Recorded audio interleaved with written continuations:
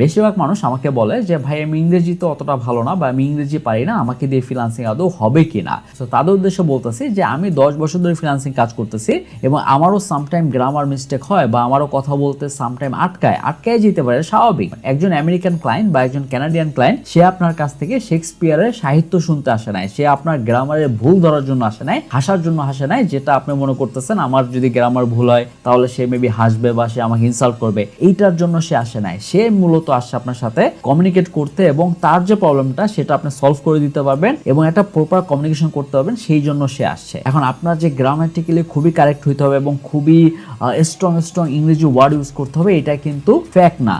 কারণ সামটাইম আপনি স্ট্রং যদি ওয়ার্ড ইউজ করেন এবং যদি ডিফারেন্ট ওয়ার্ড ইউজ করেন তাহলে ক্লায়েন্ট এটাও ভাবতে পারে যে আপনি এআই দিয়ে এটা লিখছেন, তখন কাজ পাওয়ার সম্ভাবনা আরো কম থাকে। সো মেইনলি ব্যাপার হলো যে কমিউনিকেট করা, এবং কমিউনিকেশনটা আপনি যত ভালোভাবে করতে পারবেন, যত কনফিডেন্টলি করতে পারবেন, যত পোলাইট ওয়েতে এবং পারফেক্টলি করতে পারবেন, তত আপনার কাজ পাওয়ার সম্ভাবনা বেশি থাকবে। এবং এইটা করার জন্য আমার নিজস্ব একটা বই বেরিয়েছে, দ্য ডলার কনভারসেশন। যারা ইন্টারেস্টেড আছেন এইটা চেক আউট করতে পারেন, এটার লিঙ্ক আমি কমেন্ট বক্সে দিয়ে দেবো। তো এই বইটার ভিতরে এক্স্যাক্টলি দেওয়া আছে যে আপনি কিভাবে ক্লায়েন্টের সাথে কমিউনিকেট করবেন, কোন কথাটা বললে ক্লায়েন্ট কনভিন্স হবে, বা কিভাবে এক্স্যাক্টলি সবকিছু সামলাবেন। তো আপনি ইংরেজি পারেন না বা আপনি ইংরেজি অতটা ভালো না, দ্যাটস আপনি ফ্রিল্যান্সিং করতে পারবেন না, এইটা না ভাইবা আপনি প্রপার কমিউনিকেশনটা শিখেন, তাহলে আপনি যে কোনো ক্লায়েন্টকে যে কোনো ভাবে কনভিন্স করে তার কাছ থেকে কাজটা নিতে পারবেন।